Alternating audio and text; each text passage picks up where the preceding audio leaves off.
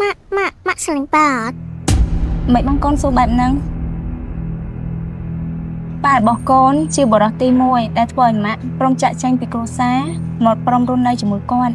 ធ្វើយ៉ាងម៉េចទើបម៉ាក់អាចបំភ្លេចគាត់បានងាយៗនោះ